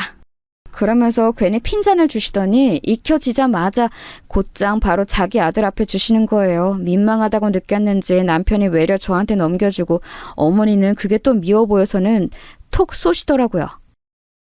아이고 너나 좀 많이 먹어라. 네가 누구를 챙겨줘. 삐쩍 말라가지고. 엄마도 없이 마누라밥 챙겨 먹는다고 고생했지. 임신했다고 밥도 잘 안 챙겨주고 너만 못 먹고 고생했을 거 아니냐고. 명준이 너나 실컷 먹어. 애미 너도 먹어라. 이렇게 말만 하시면서 무슨 팥쥐 엄마 마냥 기막히게 차별을 하시더라고요. 저는 가장자리에 떨어진 다 탄 고기나 몇 점 주워 먹었고 갈비탕도 아들만 시켜주시고 저는 그냥 내버려 두시는 거예요. 안 그래도 몸이 성치 않고 입도 끝난 지도 얼마 안 됐고 졸리고 피곤해하는 저를 밥도 그렇게 허술하게 먹으시더니 계곡 쪽으로 끌고 다니면서 어지간히 부려먹으셨어요. 야야, 얼른 명준이랑 나랑 여기서 사진 좀 찍어줘봐라. 응? 아니 사진이 이게 뭐야? 좀 잘 좀 찍어봐라. 아이 가만히 있어봐봐. 나 모자 좀 가져오게. 그 땡볕 아래 배가 조금 불러서 나와 있는 저는 열심히 시어머니와 남편의 투샷을 찍느라 30분 넘게 땀을 뻘뻘 흘려야 했어요. 나중에 기진맥진한 저는 계곡 앞쪽에 스르륵 주저앉았고 그런 저를 보고 어머니는 이렇게 말씀을 하시는데 그 말에 전 더 참지 못하고 택시를 불렀고 그대로 집으로 가버렸어요. 야, 아이고 팔자 좋다. 놀러와서 왜 그렇게 비실비실대? 그래가지고 나중에 애기 낳아서는 맨날 이렇게 따라다닐 수 있겠냐? 이 정도 더위도 못 참아서 어쩐다냐? 이 말을 듣는 순간 정말 얼마나 끔찍하게 느껴졌는지 몰라요. 애기를 낳아서 무슨 맨날 이렇게 어머니랑 남편이랑 넷이서 끌고 다닐 예정이신 걸까요? 저는 새벽같이 이날 끌려 나와 땡볕 아래 걸었고 물속에 들어가지도 못하고 옆에서 뻐끔뻐끔 보고 속은 울렁거리고 먹은 건 얼마 없고 어머니 심부름만 하느라 너무 질려 있었어요. 그런데 잠깐 쉬는 저에게 또 핀잔을 주시는 걸 보니 온갖 정나미가 다 떨어지더군요. 그래서 곧장 저는 택시를 불러서 타고 가버렸고 사라진 저를 한 30분쯤 늦게 발견한 남편은 전화를 하고 난리가 났어요. 전화하지 마. 어머니랑 당신이나 좋은 시간 보내. 나는 거기 더 있을 생각이 없으니까. 배 너무 땡기고 불편하고 넘어질까봐 가슴이 조마조마하다고. 대체 나한테 왜 이러는 거야? 날 얼마나 괴롭혀야 마음이 편해? 어머니도 어머니지. 아니 뱃속에 자기 손자 안고 있는 며느리는 그렇게 굶기고 자기 아들만 눈에 보여서 먹는 걸로 차별하시냐? 나 임산부야. 왜 가만히 있는 꼴을 못 보시냐고. 당신은 나를 안 지켜주니 나도 내 애랑 나를 지키기 위해서 그만 집으로 가는 거야. 오늘 외출도 자제할 더위인 거 당신도 알고 있지? 그런 날씨에 임산부를 이렇게 땡볕에 10시간 가까이 세워두는 게 말이 돼? 이렇게 왁하고 난리를 친 저는 곧장 집으로 돌아와서 샤워를 하고 그대로 기절할 듯 잠들었어요. 다음 날 꾸역꾸역 올라온 어머니는 이날의 일로 제가 나중에 애를 낳고 몸조리를 할 때까지 제 얼굴을 볼 수 없었답니다. 곧장 문을 박차고 들어와서는 안방을 확 열어 제끼시더니 당장 나오라고 소리를 질러대셨거든요. 너는 어떻게 되먹은 애가 어쩜 그렇게 싸가지가 없냐? 어른이랑 지 신랑을 냅두고 지 혼자만 택시를 타고 올라가? 아주 돈 지랄을 해라 지랄을 해. 네 신랑이 벌어오는 돈이 그렇게 웃어 보이디? 네 집에서 널 그렇게 가르쳤더냐? 그런 주제에 뭔 새끼를 뵈서 엄마가 될 주제가 된다고 저렇게 주접인 건지. 아이고 진짜 미워 죽겠다 너. 이날에 저는 이성을 거의 반쯤 잃고 소리를 질러대며 엄청난 소리를 하게 되었어요. 그럴 마음은 아니었는데 어쩌다가 그런 소리를 뱉은 건지 저도 이해가 안 갈 정도랍니다. 어머니, 저한테 자꾸 너너거리지 마세요. 저희 부모님 지금 한 분도 안 계시다고 저한테 막말하시는데 제 뒤에 뭐 아무것도 없어 보이니까 함부로 대하시는 거예요? 왜 말을 그렇게 하세요? 싸가지라뇨, 지랄이라뇨. 뱃속에 애기 있는데 왜 말을 그렇게 상스럽게 하시냐고요. 제가 그렇게 미우면 그냥 놔두세요. 왜 굳이 일일이 찾아와서 자꾸 가르치려 드세요? 이 와중에 어머니는 저에게 화가 난다면서 들고 있던 부채를 휙 던지셨는데 그게 제 어깨를 스치고 지나갔어요. 생각해보면 어머니의 이런 험하고 무식한 성질머리 그리고 좋지 않은 손버릇을 알았을 때 일찌감치 끝을 냈어야 했어요. 하지만 당시에 저는 결혼한 지 그리 오래 안 됐고 또 임신한 상태였으니 염두가 안 났어요. 그냥 이렇게 엄포를 두는 것 외에는 별수가 없었답니다. 지금 저한테 뭐 하시는 거예요, 어머니? 와, 당신 봤지? 당신 지금 눈으로 봤어, 안 봤어? 와, 어머니 지금 무슨 일을 저지르신 거예요? 남편은 제 옆에 서서 당황한 얼굴. 하지만 그 와중에 자기도 덥고 짜증이 났는지 신경이 곤두서서는 어느 쪽 편도 들지 못하고 있었어요. 전 그때 정말 뭔 정신으로 이런 말을 했는지 모르겠지만 용케도 말을 했답니다. 어머니, 저한테 당장 사과하세요. 이거 지금 던지신 거 맞죠? 저 지금 못 참겠는데 이렇게 놔두시면 저 그냥 넘어갈 수 없어요. 당장 사과하시라고요. 그러자 어머니는 움찔거리면서 입으로 뭐라 욕을 머금으시는 것 같더니 자기 아들을 쳐다보시더라고요. 뭔가 편이라도 들어달라는 의미였는지 뭔지는 모르겠지만 아무튼 아주 구질구질해 보였어요. 그러자 남편은 저보고 일 크게 만들지 말자는 어투로 말하는데 전 아주 초강수를 둬버렸답니다. 저도 바보는 아니었으니까요. 당신 이 상황 말리고 어물쩍 넘어갈 생각하지 마. 나 임신하고 뱃속에 우리 애기 있는 거 우습게 알고 저렇게 하시면 나도 대처를 할 수밖에 없어. 어머니한테 사과받을 거야. 만약 당신 여기서 나보고 참으라거나 하면 나는 당신이랑 안 살고 이혼할 거야. 알겠어? 무슨 말인지 알겠냐고. 이 말하면서 얼마나 이가 덜덜 떨리던지 얼마나 스트레스로 치아를 세게 깨물었으면 틈틈이 다 시리고 아파올 지경이었어요. 그저 본인 아들과 추억을 만들어 본답시고 그 상황에 며느리인 저를 시녀처럼 끌고 다니는 시어머니라니 정말 진저리가 처질 정도로 싫고 토할 것 같더라고요. 순간 마치 1시간 같은 한 몇 분의 시간이 흘러 어머니는 그 길로 곧장 짐을 가지고 집 밖으로 나가버리셨어요. 그러고 제가 아기를 낳고 몸조리할 때까지 우리 집은 물론이고 저한테도 연락 한마디를 안 하시더군요. 다시 제 앞에 나타나셨을 때에는 뱃속 아기 생각해서 참았다는 강아지 같은 소리를 하며 등장하셨답니다. 그리고 이때부터는 남편도 본격적으로 이상한 길로 흘러가기 시작했어요. 저는 아주 힘들게 아기를 낳았고 중간에 수술을 하면서 출혈도 심하고 아무튼 회복이 잘 안 되었어요. 병원에서도 꽤 위험한 상황이었다며 남편에게 말했고 남편도 알고는 있었어요. 그런데 이 인간은 대체 언제부터 저에게 그런 앙심을 품고 있었던 걸까요? 제가 자기 엄마랑 갈라서도 대치를 하고 본인한테 이혼이라는 단어를 언급했다는 걸 속에 계속 품고 있더라고요. 아기 낳고 나서 부부 사이가 더 좋아지고 더 하나가 되어야 하는데 남편은 자꾸 사사건건 자기 엄마를 언급하는 거예요. 우리 태영이 엄마가 보면 너무 좋아할 텐데 엄마 솔직히 너무 서운해하고 많이 힘들어하셔. 어떻게 아기가 태어났는데 한 번도 안 보여주냐고 말이야. 당신이 태양이 낳기 전에도 당신 몸보신 시켜준다고 곰탕도 끓이고 별거 다 하셨어. 그런데 당신이 싫어할 것 같으니까 연락도 못 해보신 거야. 아휴, 우리 엄마 진짜 너무 짠해. 당시에는 저도 아기를 낳고 몸과 마음이 모두 너무 약해져 있었고 제 몸도 아픈데 육아도 버겁다 보니 누구건 힘이 필요하긴 했어요. 그리고 어머니랑 그렇게 단절된 일에 제 마음도 완전히 편한 건 아니었거든요. 그러니 어쩔 수 없이 남편의 뜻을 받아들여 어머니를 겨우 보게 된 거였답니다.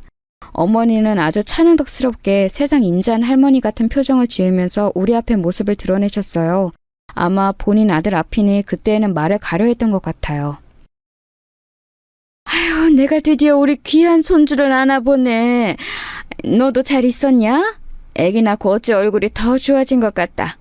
이제 지난 일은 다 잊고 잘 지내보자. 한 식구가 된다는 게 쉬운 일이 아니야, 응?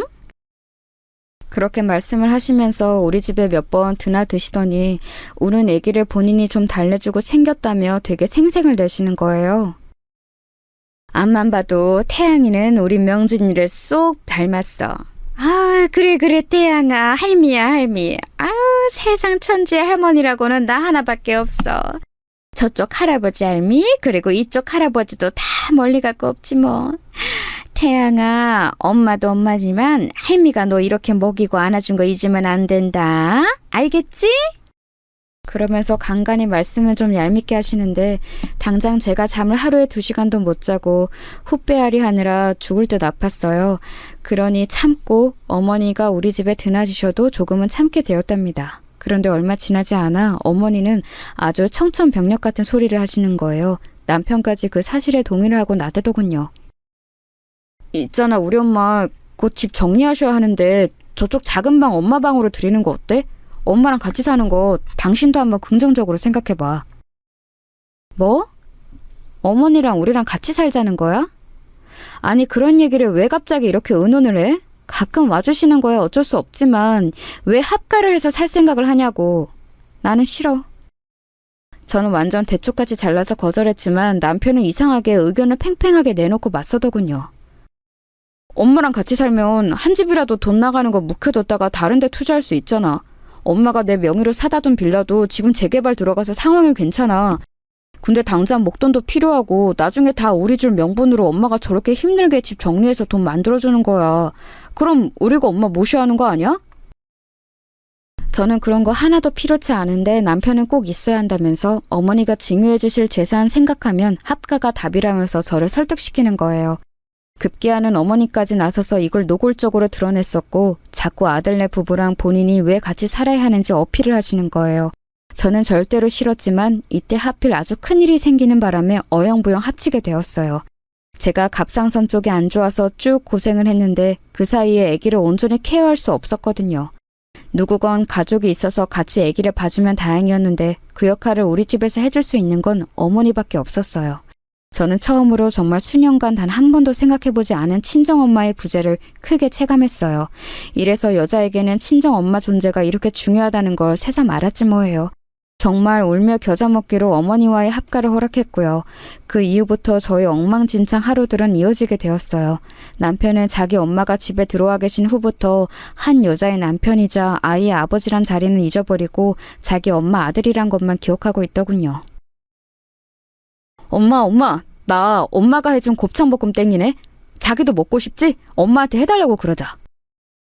이런 말들을 가볍게 던지면 어머니는 해주기 귀찮다고 하시면서도 자기 아들이 이쁘니 준비를 하시더군요.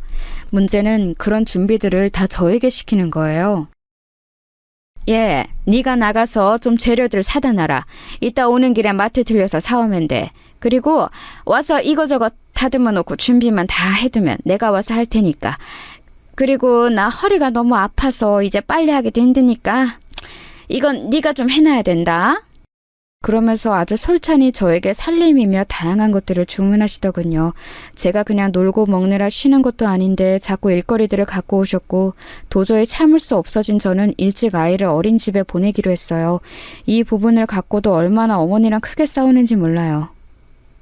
네가 정신이 있는 얘냐? 저 피덩이를 어떻게 남한테 맡겨? 애미가 되었으면 6.25 때처럼 다 같이 굶어 죽게 생긴 거 아니고서야 네 힘으로 키워야지. 세상 무서운데 어떻게 자식을 내맡길 생각을 하냐고. 하여간 애미 없이 자라서 뭐 곁을 느껴본 게 있어야지. 저렇게 정내미가 없어서 냉정하게 지 자식을 갖다 줘버리네. 이따윈 말을 듣고 있는 와중에도 저는 더 이상 어머니와 뭔가를 왈가왈부하고 싶지 않았어요. 합가한 이상 어머니는 쉽게 다시 분가하실 생각도 없어 보였고 그렇다면 저도 제 상황을 냉정히 바라볼 필요가 있었답니다. 건강도 많이 회복되었고 하지만 셋이 아닌 넷이서 한 집에 살며 어머니와 아들의 애틋한 노름에 껴서 죽기는 싫었어요. 그리고 제 능력으로 제 명의의 집을 갖겠다는 자그마한 꿈까지 꿔보게 되었는데요.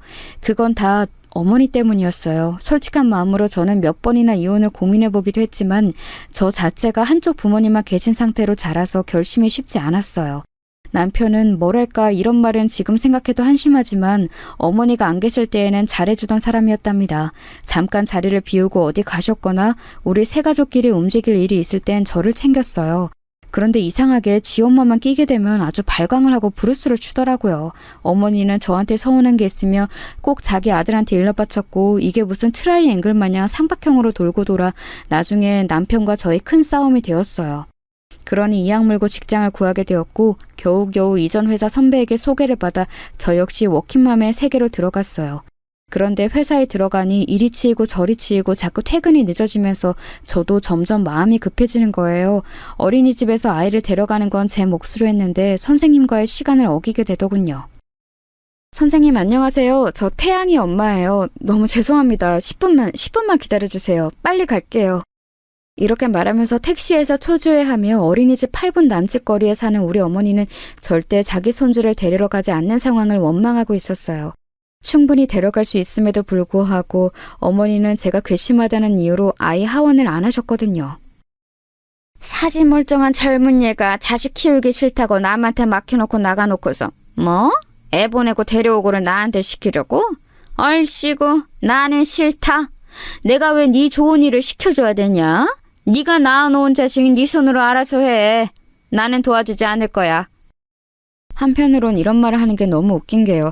어머니는 처음에 손주를 봐주겠다는 명목으로 은근슬쩍 우리 집으로 흘러 들어오셨던 거예요. 그래놓고 슬슬 조금씩 그런 것들을 놓고 그냥 아이들과 본인이 사는 집에 제가 얹혀 사는 것처럼 취급을 하시더군요. 나중에는 선 넘은 참견까지 하기 시작하셨어요. 너 그렇게 해서 월 얼마에 번다고 했냐? 300은 벌어? 그것도 아니잖아. 우리 명준이가 400씩 떡떡 벌어오면 그걸로 감사한 줄 알고 아껴 쓸 생각을 해야지. 한 200은 버는 거니? 아니 그까지 푼돈 벌려고 네 색대 같은 새끼도 고생시키고 네 남편 밥도 안 차려주고 맨날 죽을 상을 하고 들어오고 대체 뭐 하는 거야? 저는 이때 속으로 이런 말을 되뇌었어요. 그렇게 스트레스 받고 싫으시면 제발 이 꼴 보지 말고 나가세요 어머니 하고 말이에요. 왜 이렇게 집에 굳이 껴들어 오셔서는 나중에 본인이 사둔 그 잘난 재개발 빌라를 아들에게 준다는 명목하에 돈 한 푼 안 내고 떳떳하게 살고 계시는 걸까요? 막말로 그 집이 본인 아들 집이 될 거지 저한테 될 거는 아니잖아요. 그러면서 나중에는 은근히 돈을 보태라면서 자꾸 우리 집 경제 상황을 물으시는 거예요. 예, 너네 돈 얼마나 모아놨냐? 돈 관리는 네가 한다며. 대답 좀 해봐라. 한 2억은 있어? 저는 화들짝 놀라서 이렇게 답했어요. 아니요, 어머니, 2억이라뇨. 저희 지금 결혼한 지 뭐 얼마나 되었다고. 중간에 태양이도 태어났고 저도 맞벌이 한 지 얼마 안 되었어요. 몇 천도 없어요. 왜 물어보시는 거예요? 어머니는 이런 상황을 보며 도대체 제가 얼마나 싫은 건지 완전 저를 도둑 취급하시더라고요. 아이고, 미치고 팔짝 뛸 노릇이다. 니네 결혼한 지 얼마 안 있으면 거의 3년 되는 거 아니냐? 그렇게 뭐? 몇 천도 없다고?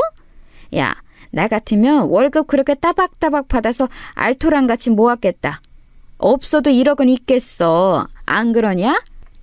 명준이가 월 400씩 갖다 주잖아. 3년이 다 돼가는데 1억이 없다고? 예, 너 그런 식으로 살림할 거면 경제권 나한테 넘겨라. 이거 무슨 고양이한테 생선 맡긴 꼴이지. 이러니까 없는 것들을 집으로 들이면 안 되는 거야. 아주 돈 생기면 무섭게 써버린다니까. 없을 때 벌은 못 입고 걸신 들린 듯이 쓰는 거지.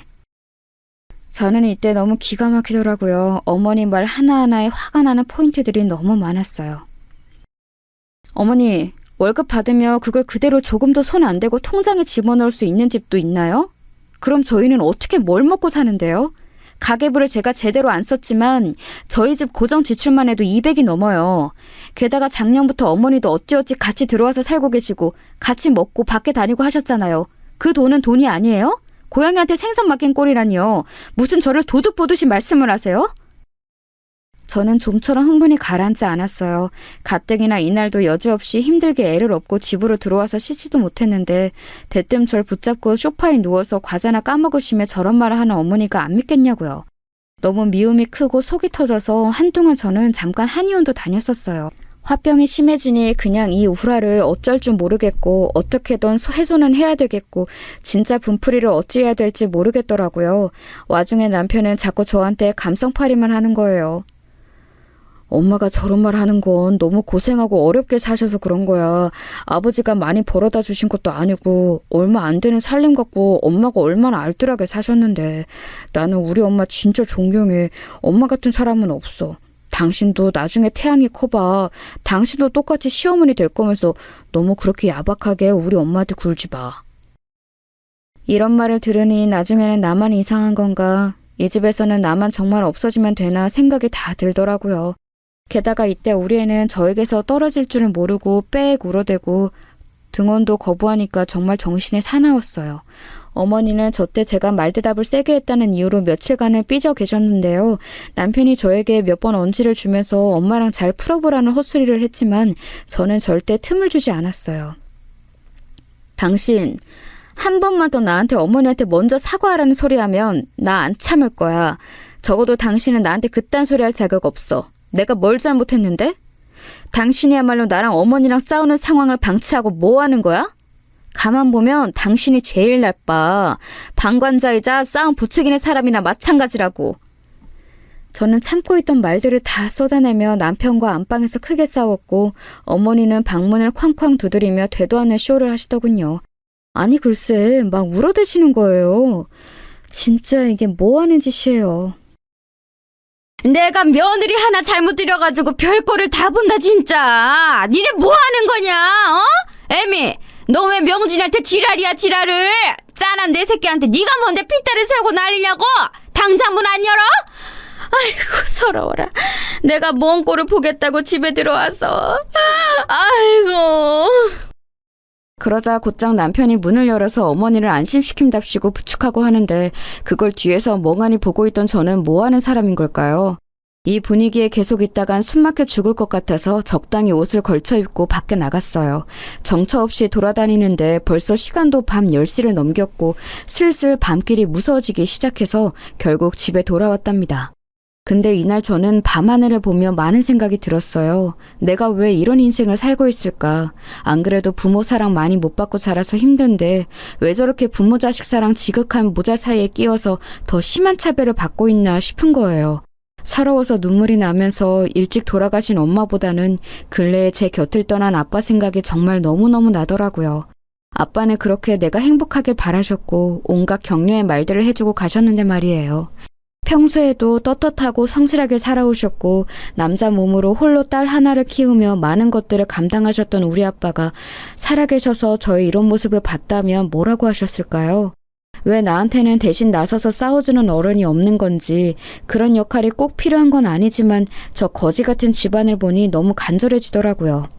이때 저에게 애절한 생각이 밀려오며 별 한 가지 내몰려졌던 건 어쩌면 차후의 일을 대비하기 위한 생존 본능과도 같은 것이었을까요? 저 일이 믿고 며칠 되지 않아 정말 본격적으로 큰 사건이 이 집에서 일어나게 되었거든요. 앞서 제가 겪었던 일들은 어쩌면 이 일이 터지기 위해 차곡차곡 자리를 만들었던 게 아닐까 싶어요. 이날로 돌아가서 상황을 보자면 저는 어머니와도 남편과도 냉전 중인 상태로 출근 준비를 하고 있었어요. 집안 분위기도 먹같고 게다가 애도 어린이집에서 감기를 옮아와서 컨디션이 나쁜 상태였답니다. 결국 어린이집에 보낼 수 없는 상태가 되어 제 입으로 어머니한테 말하기도 싫고 남편에게 억지로 SOS를 요청했어요. 태양이 아프니까 당신이 어머니한테 태양이 좀 봐달라고 해. 나 도저히 회사에 휴가 낼 수 없어. 저번에도 내가 무리해서 냈고 요 근래 계속 반차며 다 써서 못 쓸 것 같아. 내가 말하기는 싫어. 어머니랑 또 싸워야 하니까. 당신이 알아서 해. 제 말에 남편은 뭐 얼마나 저한테 그리 대단한 혐오스러운 일을 당했다고 아주 경멸하는 눈으로 쳐다보는 거예요. 뻔한 거 아니겠어요? 자기 엄마랑 사이 나쁜 와이프가 애를 자기 엄마한테 맡긴다고 하니까 열이 받는 거죠. 본인도 제 맞벌이를 찬성하고 같이 돈 벌었으면 좋겠다고 했던 주제에 제가 뭐 슈퍼우먼이라도 되는 줄 알았나 봐요. 뭘 그런 눈으로 봐? 그럼 나 돈 벌지 마? 당신 월급으로는 이 집 대출 빡빡하다며. 어머니가 당신 재개발 빌라에 쏟아놓은 돈만으로도 죄송해서 어머니한테 손 못 벌린다며. 그럼 나를 일터에 내보내놓고 애 케어하는 것까지 다 뒤처리시킬 생각이었어? 당신 진짜 너무 날로 먹으려고 든다. 됐고, 당신이 말할 생각 없으면 내가 얘기한다? 아니면 나 회사 관둬? 이 말에 완전히 뿔이 나버린 남편은 씩씩거리더니 그 길로 곧장 자기 엄마한테 가서 얘기를 하더라고요. 뭐라 말하는 소리가 들리고 승질을 있는 대로 내면서 한숨을 퍽퍽 쉬어대는 소리도 들렸어요. 저는 정말 이것들이 나더러 죽어라 하는구나 싶으면서도 아이 열을 재고 물수건으로 이마를 닦아준 다음 다시 싱크대 쪽에 아이 먹을 약들이랑 완전히 챙겨서 나갈 채비를 하고 있었어요. 전날 애 열나는 거 불침번 서며 지켜보느라 잠은 물론이고 아침 차려 먹기도 다 귀찮고 짜증이 나서 아무것도 손대기 싫더라고요. 그런데 어머니는 이 상황에서 제가 그렇게 죽일 땐 미우셨나 봐요. 전날 애가 그렇게 기절할 때 울어대고 열로 경기를 해서 응급실까지 한 번 다녀온 걸 알면서 그 다음날 아픈 손주를 자기한테 맡긴 것도 화가 나셨고요. 그리고 며느리가 어찌 되었건 죽이 되건 밥이 되던 간에 아침이 되었으면 식구들 밥상을 차려야 하는 게 아닌가 하고 아주 어이가 없으셨던 거지요. 어머니 본인과 아들뿐 아니라 며느리 당사자인 저도 뭐 하나 입에 못 대고 출근한다는 건 관심도 없으셨어요. 그래서인지 옷을 차려입고 현관에서 신발을 챙기던 저를 불러 세우시더군요. 저는 이 순간을 다시 떠올리기만 해도 입에서 욕지기가 나올 정도예요. 왜 부르세요, 어머니? 저 빨리 나가봐야 해요. 태양의 열 이제 떨어뜨렸고 좌우지간 저 많이 늦었어요. 나중에 얘기하세요. 그런 저를 어머니는 노려보면서 대뜸 거기 있어보라고 소리를 지르시는 거예요. 야, 어른이 말하는 거 안 들리냐? 거기 있어 보라잖아, 어? 너 말이야, 지금 집거리 이게 말이 된다고 생각해? 그놈의 회사 때려쳐. 이따위로 할 거면 네 남편이 갖다주는 돈만 갖고 살아. 이게 아주 시애미를 지 잡종으로 하나. 아주 버릇을 고쳐놔야 돼 이건. 여기에서 저는 온몸에서 피가 빠져나가는 듯한 피로감을 느끼며 눈을 질끈 감게 되었어요. 아, 어머니 진짜 왜 이러세요 정말. 저 출근해야 된다고요. 아, 당신이 좀 나와봐. 그러자 어머니는 제가 자기 앞에서 자기 아들을 이렇게 부른 것이 자극된 건지 막 길길이 날뛰시더라고요. 누구 아들을 어디 개 부르듯이 막 불러대 이게? 너 미쳤냐? 너 지금 집꼴을 봐라. 이게 사람 사는 집이냐? 아니 이 집에 먹고 사는 식구가 몇인데 그냥 맨몸으로 쏠랑 나가버릴 생각을 하냐? 밥도 안 차리고 어머니 나와보세요 이런 말도 안 하고 내내 입 삐죽거리면서 온 죽을상을 하고 탕탕거리고 돌아다니고 이게 사람이 할 짓이야? 너 그럴 거면 회사 때려치라고. 네 새끼 네 CM이 네 신랑 밥도 안 해먹이고 도망가는 짓거리 할 거면 회사 때려쳐! 당시 저는 정말 빈혈이 훅 느껴지면서 어지러움을 체감했고 먹은 것도 없는 속에서 구역질이 올라오는 걸 느꼈어요. 아무래도 어머니에 대해 반응하는 스트레스가 너무 많이 쌓여 있는 데다가 정말 마주하기 싫을 정도로 제 몸이 거부하고 있었던 것 같아요. 저도 이때 눈이 완전히 돌아서는 똑같이 소리를 질러버렸고 그 일은 일어나게 된 거예요. 진짜 바쁜 사람 왜 붙잡나 했더니 밥이요? 밥이 문제예요 지금? 어머니 저 지금 출근 시간이 몇 시인지는 아세요? 저 태양이 아파서 어쩌냐부터 아무것도 못 먹고 이 상태예요. 제가 무슨 어머니 손주 돌봐주고 아들이랑 같이 돈 벌어주고 밥 태다 바치는 기계예요? 드시고 싶으시면 어머니가 차려 드시면 되잖아요. 어떻게 제가 뭘 움직이지 않으면 아무것도 안 하려고 드세요? 좀 제발 좀 신경 좀 끄세요 저한테. 다 꼴보기 싫으시면 어머니가 나가시던지요. 이 말에 남편은 제 이름 세 글자를 눈안에 빠져나올 정도로 크게 불렀고요. 그와 동시에 저는 현관구석 한쪽으로 밀쳐지며 눈앞에 별을 반짝하고 느끼게 되었어요. 정신을 차려보니 이마 쪽이 말도 안 되게 얼얼하고 당기는 느낌이 들면서 뜨끈한 게 주변에 엉겨있더라고요. 그리고 이전부터 어지러웠던 머리는 사정없이 누군가가 때리는 듯한 두통이 느껴졌고요. 아파. 뭐야? 그러는 제 앞에는 닥치라며 저를 밀쳐낸 어머니가 씩씩거리면서 저를 봄과 동시에 눈이 커져서는 순간적으로 어리나간 게 보였어요. 통증이 느껴지는 곳에 저는 손을 댔고 대자마자 물컹한 뭔가가 손에 묻어나는 것을 보고 급작스러운 두려움이 몰려왔어요. 주변에 거울이 없었기에 주저앉은 상태로 핸드백에 휴대폰을 쓱 꺼내어 까만 화면으로 얼굴을 봤는데 이마에서는 빨간 액체가 지저분하게 엉켜 맺혀 있었어요. 웬일이야. 미쳤다. 이게 뭐야? 저는 이렇게 말을 짧게 뱉은 뒤 움직이지를 못했고 그제서야 남편은 저에게 괜찮냐며 말을 막 더듬기 시작했어요. 당신 일어나봐. 괜찮아? 저는 한참을 고개를 숙이고 들지는 못했고 이마 찢긴 부분이 너무 아파서 바로 뭔가 반응을 할 수 없었어요. 그런 저를 일어나 밖으로 걸어나가게 하여 119에 신고하게 했던 것은 염치도 없고 짐승만도 못한 어머니의 말 그 한마디였습니다. 얼굴 좀 봐봐라. 제대로 보여줘봐. 아니 뭐 그거 좀 민 거 가지고 호들갑을 떠냐? 별로 안 다쳤을 거야. 어디 보여줘 보라고. 이 말에 저는 가까스로 일어나 밖으로 나갔고 그렇게 먼 정신으로 응급실까지 갔는지 모른 상태로 운방되어 갔어요. 애는 아프니 누군가는 집에 있어야 했고 어머니가 택시를 타고 뒤늦게 따라왔더군요. 생각해보면 이때 어머니는 집에 있고 차라리 남편이 왔어야 했을 텐데 제가 볼 땐 어머니도 심한 불안감을 느꼈던 것 같아요. 늦지막히 정신을 차려보니 제가 이송되어 온 병원은 안면이 있는 곳이었고 그다지 방문할 일이 없긴 했지만 그나마 마음이 놓이더군요. 역시 아플 때 아는 병원이 있으면 조금은 안심이 되는 것 같아요. 그리하여 급하게 치료를 받고 상황이 진행되었고 정말 다행히게도 아주 극심하게 안 좋은 상황은 아니었던 것 같아요. 그런데 이때 어머니가 여전히 제 옆에서 가족이랍시고 왔다고 자꾸 저에게 뭔가를 어필하려는 게 불편하더라고요. 너 괜찮다더라. 별거 아니래. 이게 다 네가 고집 부려서야. 아니 글쎄 말하다가 슬쩍 화가 나서 아니 네가 하도 열받게 하니까 사람을 말이 안 통하니까 말 좀 들으라고 살짝 밀었을 뿐인데 네가 오도방정을 떨면서 자빠진 거 아니냐. 그러니 그런 궁상이 된 거지. 그러게 왜 고집을 부리고 지랄이야 지랄이. 하여간 이게 뭔 극성이냐. 너 때문에 지금 명준이도 회사 못 가고 태양이 보고 있단다. 이제 좀 안심하라고 전화나 해줘라. 어머니의 이 말은 끝까지 자기가 잘못이 아니라는 걸 증명하고 싶어 하시는 것 같았어요. 저는 그만 말하고 밖으로 나가시라 하니 어머니는 지지 않고 어떻게든 자기 탓이 아닌 걸 확인하려고 막 떼를 쓰시는 거예요.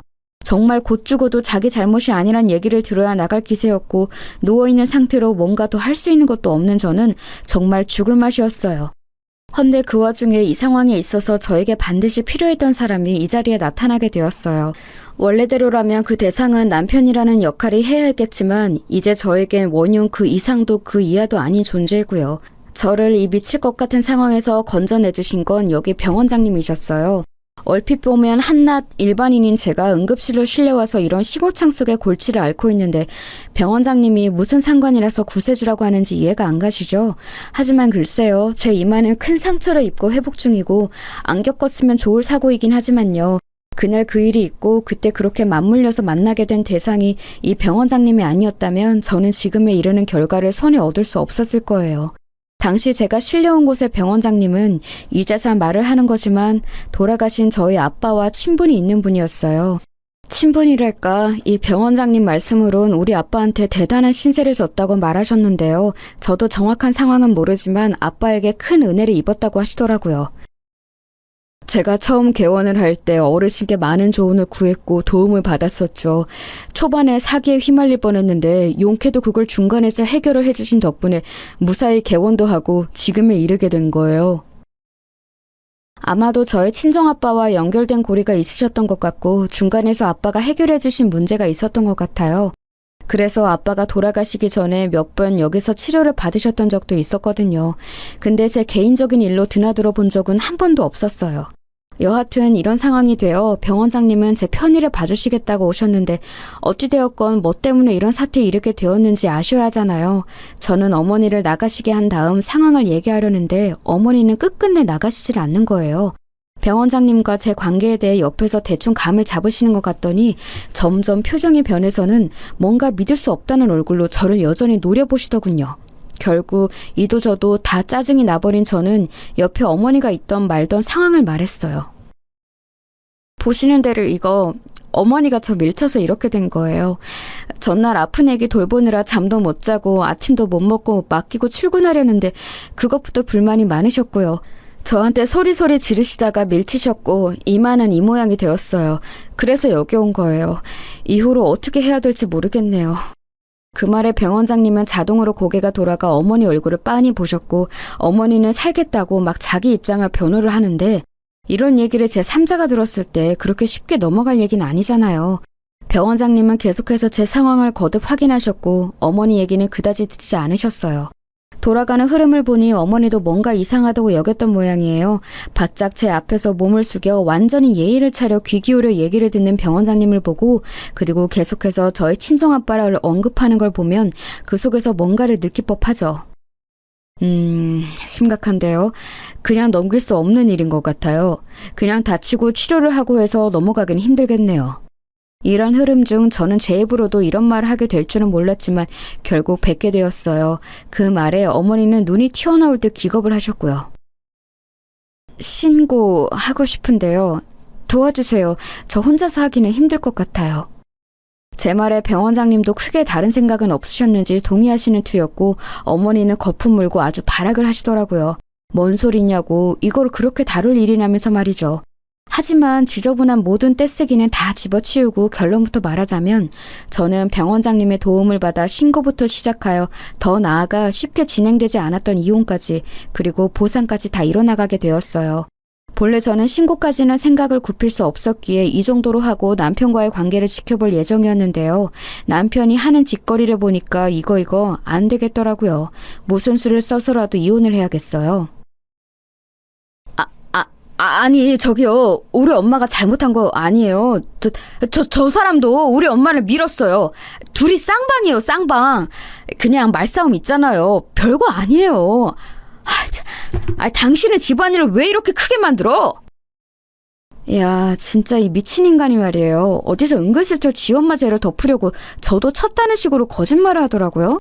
괘씸죄, 능멸죄까지 얹어서 제대로 심판을 해주고 싶더군요. 그리하여 저는 이혼까지 넘어가게 되었고 여기서도 저 즐기고 즐긴 모자는 저를 안 놔주려고 미친 발악을 해댔었어요. 그런데 여기까지 오고 보니 저도 오기가 생기고 그간의 서름들이 다 밀려오면서 그전엔 어땠을지 몰라도 앞으로는 이런 생활, 이 인간들과 섞여 사는 삶은 살기 싫더라고요. 이처럼 중간에 제 3자인 병원장님이 개입하여 객관적으로 판단해 주신 덕에 저는 겨우겨우 그 집안에서 탈출해 나올 수 있었어요. 제 아이와 함께 말이에요. 이혼을 쉽게 안 해주겠다고 버티고 저에게 따로 설득을 하려는 남편에게 어머니를 들어 저는 더 크게 엄포를 놓았어요. 여기서 이혼 안 해주면 나 이 일 공론화 시킬 거야. 세상 천지에 어떤 시어머니가 자기 아들 밥 안 해줬다고 밤새 자기 손주들보다 지친 며느리를 그 모양으로 만들어 놓냐? 당신 회사에 흘리고 동네에 소문내고 그깟 벌금 얼마 물고 다 불어버리는 수가 있어. 나 아직도 분이 안 풀려. 보상해준다고 얼마 받긴 했지만 성이 안 풀린다고. 그 돈 갖고 뭐 다 덮고 잘 살 수 있을 줄 알았어? 진짜 웃기지도 않네.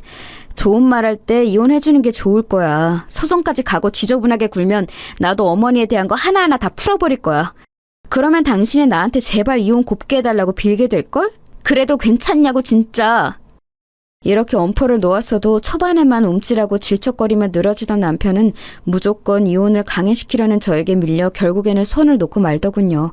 아무래도 지 엄마가 한 짓이 있고 그게 걸려있으니 쉽사리 나서서 맞고 어쩌고 할 수는 없었던 것 같아요.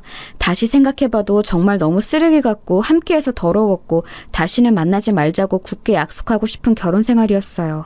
제 이마에 남겨진 상처는 완전히 사라지지는 않았지만 저는 최대한 좋은 쪽으로 생각을 해보려고 해요. 그나마 정말 이 무시무시한 경험 때문에 비로소 그 환경에서 나올 수 있었다고 말이에요. 생각해보면 정말 눈 깜짝 손 까딱 안 하고 손주 키우는 생색내고 본인 며느리한테 받아 처먹기만 하던 어머니가 또 떠올라요. 그리고 뒤에서 앵앵거리며 숨어 살던 남편도요. 이것들과 어떻게 제가 향후 4, 50년을 살아갈 수 있었을까요? 중간에 한 번은 미쳐버리지 않았을까 싶더군요. 어찌 보면 빠르면 빠르다고 볼 수 있는 시기에 이런 사고를 당해 뼈아프게 정신을 차렸고 제 3자가 나서서 상황을 짚어준 덕에 무사히 떨궈져 나올 수 있었다고 생각해요. 다시 생각해봐도 저를 천의 고아 취급하며 그렇게 자기네 잡종을 부려먹으려던 어머니가 이런 대형 병원 병원장이 지인이랍시고 우리 아빠에게 은혜를 입었다고 바짝 허리를 숙여 저에게 맞추는 모습을 보고 기겁한 거요. 정말 그 꼴이 얼마나 졸렬하고 역겹고 추하게 느껴지는지 모르겠네요. 다시는 인생에서 이런 인간들과 상종을 하고 싶지 않고요. 그냥 그렇게 제 기억 속에서 하루하루 잘근잘근 씹히면서 분해되고 잊혀지길 바라볼 뿐입니다. 이제는 정말 저를 진정으로 사랑하고 걱정해 주셨던 친정아빠를 떠올리며 제 아이와 아주 천천히 행복해지고 싶어요. 응원해 주시면 감사하겠습니다.